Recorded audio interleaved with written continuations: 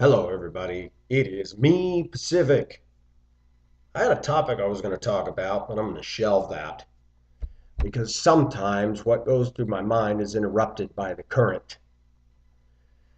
I was talking to my friend today from Indonesia who lives and works in Hong Kong, and something hit me today. Let me back up a little bit. I have dated somebody off and on recently, and without getting into all the particulars, there's been some family complications on her side that have made it tough to pursue, in some senses, a total, how do I say it, long-term hardcore relationship. That being said, I'm on the prowl looking. And what bothers me is I hit some sites, looked around, and just like I said before, I'm getting more males writing me, and even a few females writing me saying that they feel for us guys because they see it too. This coming from white women who have watched some of my videos and said, yeah, Pacific is right. American women have an attitude. As I told many of you people, when I was in Hong Kong, I had a union that failed. I got involved with a Filipina, and I'm not going to go all into that, but it failed. I doubt that she really loved. I believe she wanted money and a chance for a better life, and I could not offer her that, or at least in her mind, what she thought was a better life. And it took me a long time to wake up to realize this girl did not love, but was very rude, very demanding. Yes. When I talk about white women, yes, there are Asian women, there are African women, there are European women that also are user mentalities. They just want a guy for their convenience, not for love. But again, I have to submit that the foreign women, they get me every time. Talking to my friend over there, if I was able to, if I had the means to live and work and stay over there, I'm sure we could date and end up happily married. Don't know that for sure, but I have a pretty good hunch. To me, she's gorgeous. She's got long black hair. She's nice looking, and she's got a sweet heart. What bothers me in talking to her today is it suddenly amplifies the loneliness that I feel within.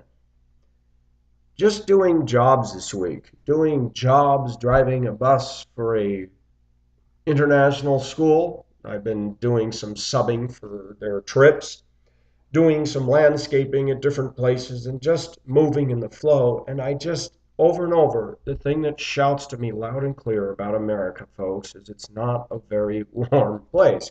Now, there are people that write me. I've had several write me saying you're always negative. Sometimes it seems that way. I'm trying to talk about the reality of what's going on so that something positive can come out of it. Namely, that other people can watch these videos and go, my gosh, I'm not the only one who feels this way. And there are times when I would love to start some sort of a group. How do you go about that? You want to make sure you're not drawing on somebody who's really, really a drag. You open yourself up to be with certain people. Some people just pull you down and are depressed and pulling you down and pulling you down, or on meds or who knows what. We don't want that. What you want is a group of people to help lift each other up and move forward, do things together. So talking to my friend this morning overseas via cam and typing, her body language is nice. Her affect to me is nice. She has no desire to live in America. So for all the females out there going, oh, of course, she wants a green card. No. She has told me in the past she would love for me to go to Indonesia. You want to know something? I'm not Muslim. She isn't Muslim. She's actually a professing Christian. I've said it before. If I could, I would go just about anywhere in the world just to see if I could make it. Unfortunately, there's limitations. Our society is very cold. I was reading something the other day about bosses, that the jerk bosses, the rude, unkind bosses, even those that are verbally abusive, condescending, and rude, they seem to have job security in America. The nice guy, he's nowhere to be found. The workplace. I called the school district that I work for the other day. I had to ask them about renting a bus. Didn't know all the protocol, but if rent a bus for the school I'm driving for simply because their bus is in the shop. The woman, I know of her, I've seen her. She's very rude. Answered the phone with, "Yes." I said, "Is this so and so?" "It is." Not, "Hi, this is so and so. Can I help you?" How come those idiots have jobs in a country that has unemployment all over the place? Why is it that management hires garbage, rude people like that? And there's a million of us standing there that would love to have that job of hers and would treat people much better. How come the worker ants in America are treated like crapomania while management wines and dines themselves, slaps each other on the back, and looks down at us as a bunch of peons? Why are American women so damn hard, callous, jaded, condescending, rude, bitchy in attitude, and have expectations on us males that are beyond realistic while putting none on themselves? I'm amazed. Whether it's working out in the yard here doing lawn stuff and maintenance and watching people walk through the neighborhood, any woman that's halfway pretty is not going to say hello or even look at me. Their nose is so far up into the air, it's not even funny. And yet I see real beauty over across the ocean, across the Pacific, and those women are nice to me. I don't understand it. I don't understand what's got wrong here. People tell me, Pacific, it's because they're entitled. It's because we're spoiled and on and on. I was thinking the other day about the issue of people that kind of can be the worst neighbors, and they're those that are the most comfortable. Those ones, with the dogs that bark and bark and bark. Those ones with the SUVs and the $5 coffee and that whole mentality. I just started thinking again, those that are the most comfortable are usually the most rudest and unkindest. Then you deal with somebody who's poor and hardworking in a foreign country, and she's nice to me and likes the interaction we have just talking, and I get sad. America to me is a ghost town, and it's not for not trying. I have been very aggressive in trying. I'm very outgoing. I accept people where they're at, and I find a hardness. The other day, I was waiting after dropping a bus off for repairs, men coming in to drop off their diesels only vehicles, and I would look and smile, and none of them would smile in return. Their eyes are shifty, they're playing macho, and I thought, gosh, you can't even get a smile out of a guy. And no, I'm not coming on to a guy, so that's not it. I don't understand what the problem is. I don't understand what has happened here. But it just hit me again today. I have time off. That's why I'm making a video right now. Time in between driving jobs and stuff, and school's going to start pretty soon here. I thought again, I wish I had $1 million to my name. I wouldn't even be talking about this. I would leave and go and find a life. They say bloom where you are planted, and I do try to, viewers, but it's tough. It's tough. This video is kind of repeating itself, but it just hit me again this morning talking to the Indonesian friend of mine. There's clearly something wrong over here. I have tried very hard to get a date. It's next to impossible. If you don't drink and you don't go to bars, that leaves you out of that crowd. Not that I want to be part of it. If you're not into BBWs and obese women, which there seems to be a plethora of them, and most of them have an attitude that is just horrifically disgusting. Just to find an attractive white woman, and yes, even a black woman in America who will date a white guy who's nice, is tough to find.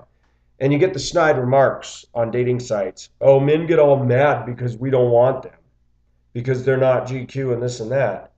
I'm sorry, I look around out there and I don't see GQ at all. I don't know what makes women tick. The more I sit in and watch, seems to me most white women are going for financial security, guy's wallet, and his nice house and nice car. I question how much real love is out there between what I call those great looking, really good looking females in the white culture.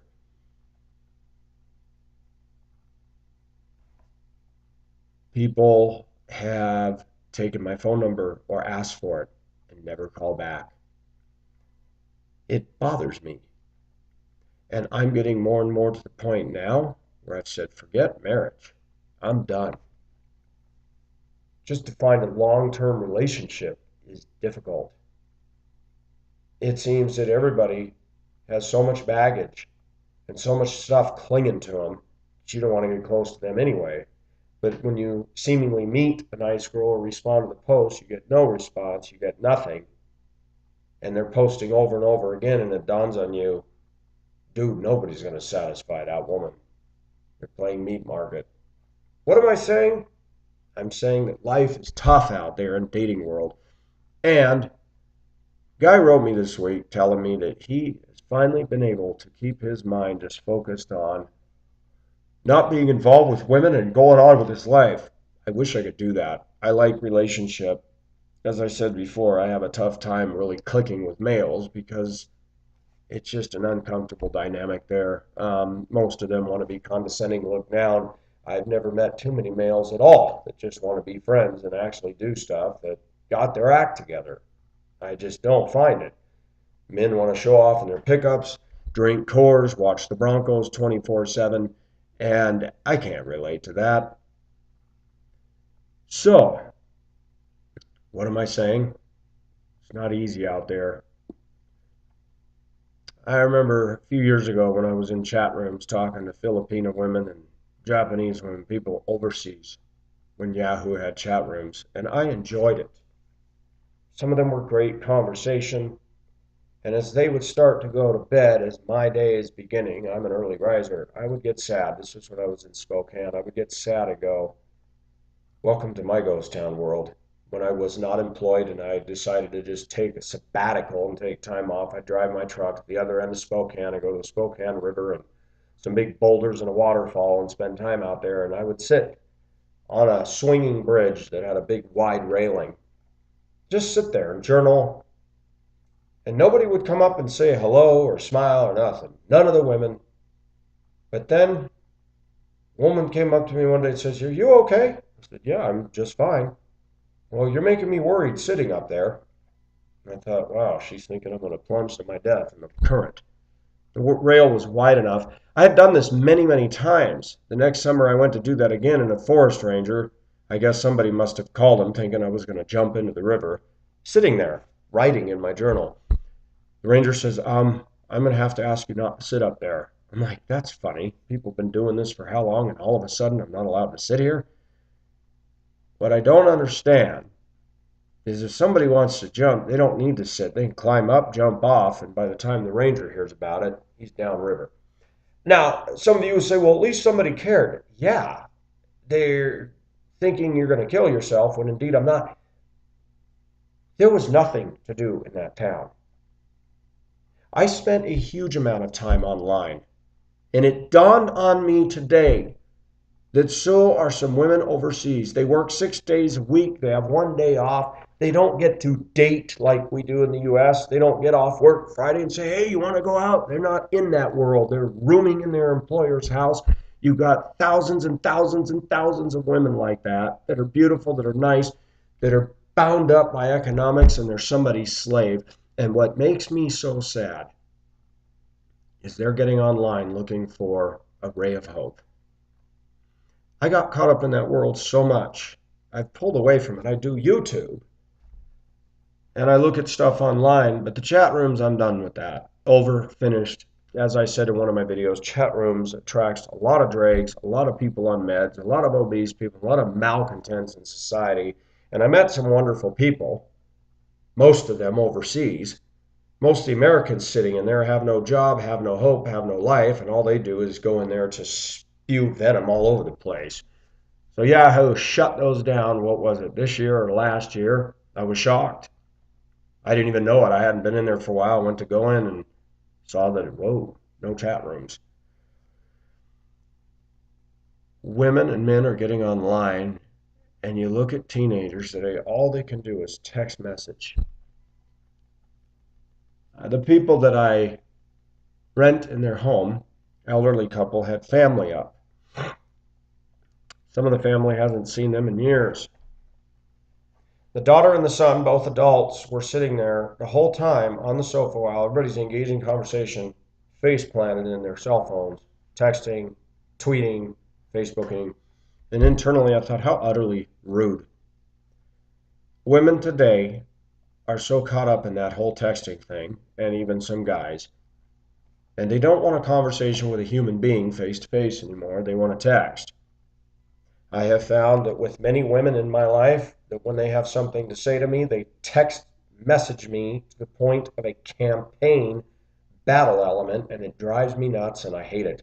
They will not pick up the phone and talk to me. They did this, even some of my Filipino friends in Hong Kong would text and text, and I finally would call them. I can't talk right now. I said, if you can't talk, then why are you texting me 100 words a minute? It bothers me. Our society doesn't want to talk. They want to text.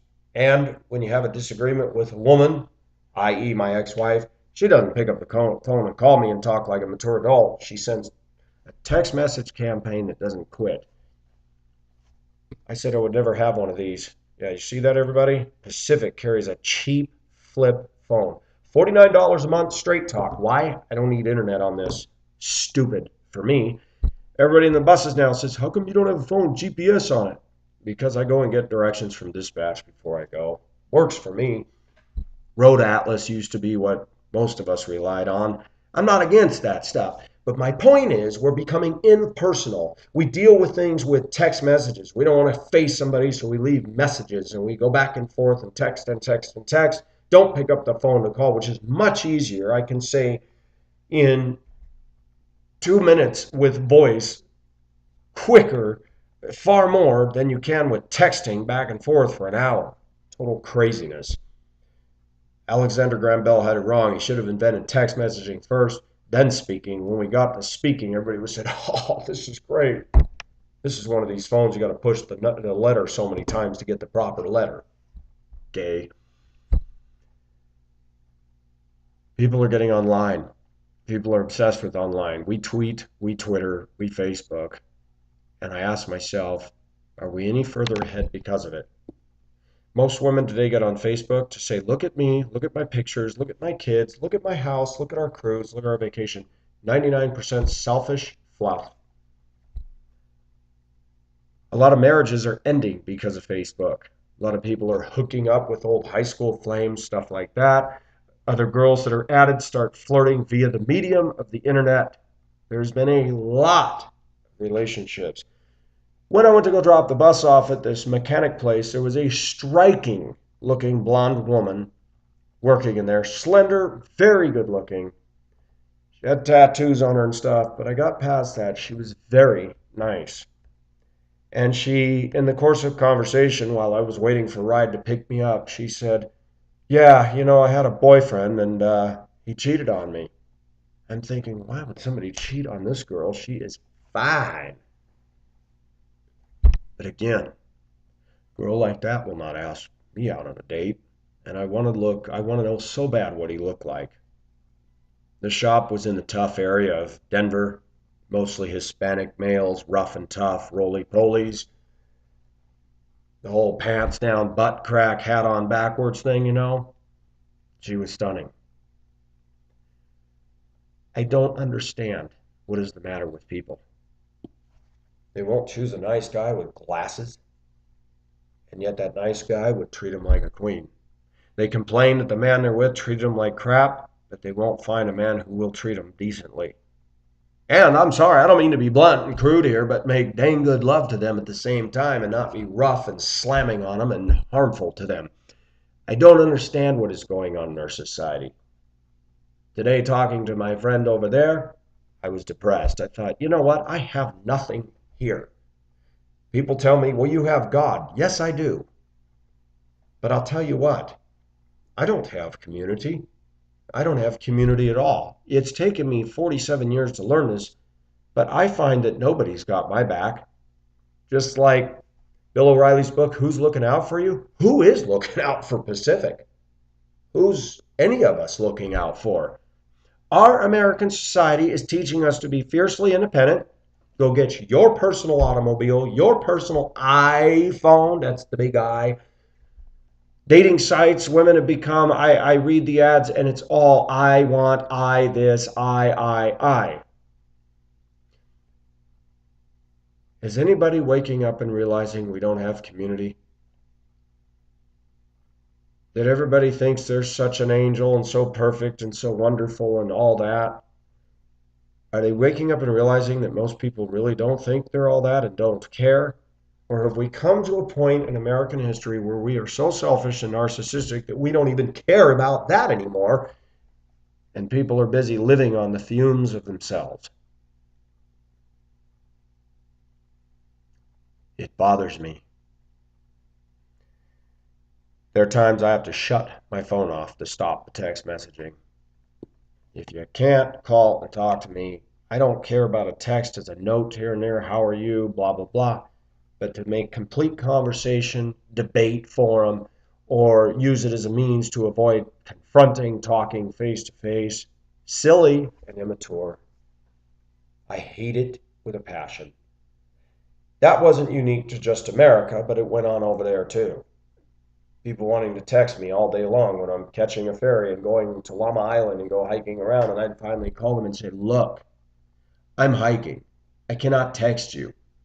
Yeah, but I just want to text. Well, I don't. I had to be rude to even my friends and say, it's okay to say, hey, what's up? But to text and to text and to text, I finally just shut the phone off, stuffed it in my pocket, turned it on camera mode, took my pictures and said, Pacific, shut them all out and go about your business. Deal with them later. I have to do that here in the US. Ironically, the sad thing is, I have hardly anybody texting me. Hardly anybody. Over there, I had too many. Over there, I did have a sense of community. I did. And it's sad. Is anything ever going to change here? Everybody's caught up in buying houses, buying the latest SUV and the latest iPhone and this and that. We have no intimacy. We have no unity. It's just a nation of addicts. Let's go get drunk. Let's go 420. For those of you that don't know what that means, that's smoked pot. On the dating sites, I cannot believe how many women say they're 420 friendly, but I'm not into drugs. Hey, dum dum, I don't know if you're aware of this, but marijuana is defined as a drug. The rules are changing, and this is the new Dodge, as the old commercial used to say. Pacific's trying to get on board with this whole new era, and I can't quite do it. I believe in being nice. It's amazing. I'm also noticing that in America, a lot of 20-year-old good-looking women are now just selling themselves out for sex instead of getting a job. Prostitutes. Beautiful, good-looking girls. And they've just given up and will not get an honest day's wages. Now they're going to sell their body. It makes me sick. It makes me sick because it's wrong. It makes me sick because they don't care, but they're not being loved. And they're not giving anybody any intimacy. I've talked to some friends of mine, and not always friends, but acquaintances I've had who actually went out and got a prostitute. And what they told me was interesting. Excuse the phone. They said, for the $100 I spent on her, she wanted to be done with me in 20 minutes and out the door so she could go to her next customer.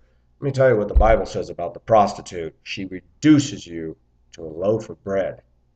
Guys, I don't care how horned up you get. A prostitute reduces you to a loaf of bread, and you may think that the orgasm feels good, but it don't last. I know what I'm talking about.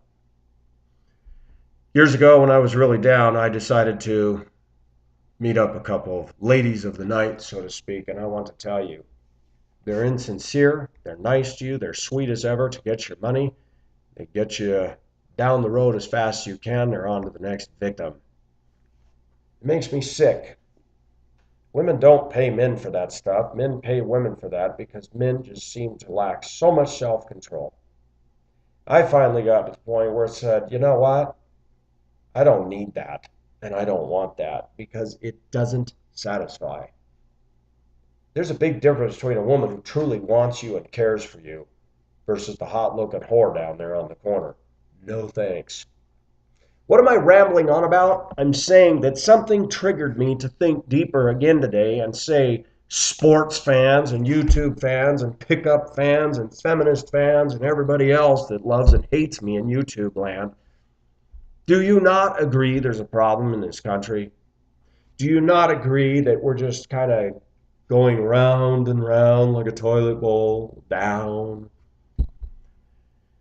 Have we got to the point where we truly think that we don't need other people and that people are just objects to be used? Even in the churches, evangelicals look at other peoples as targets, as a salesman on a used car dealership, as I said in my video. Customer on the lot, customer on the lot, and they descend on the customer like flies, and they're just simply looking at some and have no questions. Same it is when somebody goes to a church or somebody who's not a Christian. Christians get around, have you trusted Jesus? Now you know you're ready to go to heaven, blah, blah, blah, and they buttonhole them. Our society has become grossly insincere, and even the church fails to realize that non-Christians are smarter than most Christians give them credit for. They see through something called BS. That's bull, horse poop, or bull poop, whatever. My point? In America, we have learned that people don't care. I see it in driving every day. Anonymity, you don't know me. It's funny, if you post somebody's license plate on YouTube, you can get sued. I find that interesting. Even if they're driving like an idiot, breaking the laws, I could get sued if I posted somebody's license plate. Why? Because I looked into it before I did it. I was going to post a kind of a daily Idiot Driver of the Day award, and I found out, don't do it. You can photo the car going down the street and doing what it's doing, but you got to blur out that plate. How come we give anonymity to frickin' idiots? But then somebody like me who speaks his mind, I've had threats made against me, people saying they'll punch me out if they find out where I live. Shoot, I'd like to give my address and say, bring it on. Why? Because there's so many trolls out there that are full of goose dookie that wouldn't do a thing. And yet this day I probably should be more careful. There's a bunch of wingnuts out there.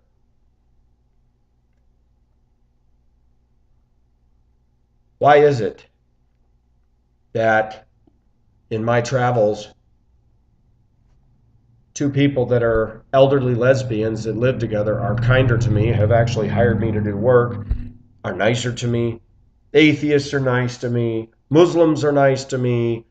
People from other parts of the world, like Pakistanis. Oh my gosh, I had never heard so much crap in my life in this country against Pakis. And when I went to Hong Kong, I made some very good Paki friends, males. They were not gay. We sang together, danced karaoke with the ladies together in Hong Kong, and they were nice, down-to-earth people and said to me, one of them, I can't believe you're so kind to me as an American. Most Americans hate us. I'll tell you what, I'd rather have those Pakis on my backside than most American white males, hands down. I'm going off on something here. I'm going way off on rabbit trails. I am watching by experience what I see. You get done with a whole day of driving, you get done doing something for somebody else as a private contractor, and at the end of the day, you've done your job well, and the first person you meet who's the boss doesn't say, man, thank you so much for doing this. They're terse, they're short, they're unkind, unwarm, and you go around doing your life in America, and at the end of the day, it really doesn't matter what effort and what you've done. Nobody cares. even your own employer. But if you do something wrong, boy, they fire you right now. At the school district that I work at, and I love my job, I cannot believe how many Hispanic women that are very large are in positions of authority, office positions, and very rude to those of us that drive. It blows me away. Management does nothing about it. Why am I saying that? Because it's not just this school district. It's factories, it's school districts nationwide, it's offices. I hear women telling me about all the BS politics that go on in offices and the game playing and the undercurrents among other females. People that get the job because they brown nose the boss and the boss is a jerk. There is more verbal abuse and bullying in the workplace in America than ever before. Nothing has really been done to change it. They just know how to get away with it. If a boss doesn't like you, he'll find a way to fire you, even if he can't make the charges stick. He will find some way, some legal loophole to get you down the road and out of his company. Mark my words. No, I wasn't fired. I was let go of a job. I was in 2 weeks training, and I didn't fit in with the good old boys club there. I was nice. I showed up. I did my job well. They didn't like me. They were foul. They were drinkers. They talked rough about women, about their boobs and what they wanted to do to them. And here I was coming in there just trying to be me, and they didn't like it. And they told me by the phone, not when I came in, he says, "Why don't you take the day off tomorrow? We don't have enough work. Call me tomorrow afternoon." So I did. "I don't think you're going to work out, Pacific." Why? He gave me all this crap, none of which was true. I called my friend who knew these people, and he said, "Pacific, you don't fit in with that crew over there. You don't play their game. I know those charges are bogus." I was devastated. It was a roll-off dumpster company. I didn't have a problem driving the truck. Didn't have a problem with anything.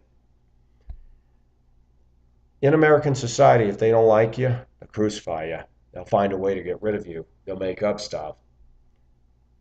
All this started today with my Indonesian friend. This video is dedicated to you, young lady. You make me happy when I talk to you. You're a good-hearted woman. You work your butt off doing a thankless job in Hong Kong as a domestic helper. And yet you have more encouragement for me than 1,000 white women on America's shores. Hands down, any day of the year. Thank you. I'd say your name, but I don't dare. You know who you are. This is dedicated to you. And it makes me sad that there's so many fine women like you over there looking eagerly for a loving man to sweep them off their feet, that aren't picky, that aren't full of a list of requirements. You just want somebody to love and care for you. And you've even stated you would do things for him. Wow. We don't even get that over here. Most women don't even clean their own homes anymore. I'm not joking there. People look down on domestic helpers in Hong Kong. The Chinese do. Even some of the expats do. There are exceptions. And yet some of those domestic helpers know how to cook and clean and love and do things so well and never complain once. American women are too busy serving themselves, being high maintenance, being picky Annie, and not one American woman, white woman, in this society works as hard as any of those domestic helpers. I'll put my money on the table on that one. And 99% of the white women don't come anywhere as close to being as sweet, giving, loving, unselfish, sacrificing as those women over there. Pacific has weighed in. I'm tired of it. Again, if I ever get my big lump sum, I'm out of here. I know there will be problems on the other side, but I will embrace them because of living in this world over here. I've realized it is lonely as hell over here. This is Pacific's thoughts. Y'all have a nice day. Stay tuned in for more controversial subjects from the one and only Pacific Ocean. We know how to have a good time, right, guys, girls? For those of you watching, thank you for your support and kind words. Thank you so much. You guys are awesome. Have a great day. Oh, sorry, somebody told me I shouldn't be doing my videos without my shirt on. If that offends you guys, please leave a comment in my personal inbox. I'm not going to post it on YouTube. If I get this unanimous outcry about me being shirtless on my videos, I'll wear a shirt. I don't think it's that big of a deal. If I have a studio and I go professional, okay, I will wear the stuff. But right now, I'm down where the people's at. I don't feel like dressing up for YouTube because why? Because I'm just talking about a subject. I want people to focus on that. You know, I'm not up here to draw attention to my skin.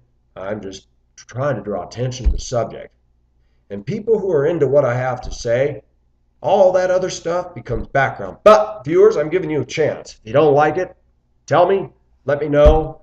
I'm not going to wear a suit and tie. Sorry, I don't do that. If I start making enough money, maybe I'll put on the act and wear a suit and tie, and then I'll just sit there and pull my tie every so often and say, as I was saying the other day, yeah, whatever. Puff on a big cigar, talk like Andy Rooney. Okay, whatever. Enough of this. I'm going down the toilet fast here. Take care. Bye bye.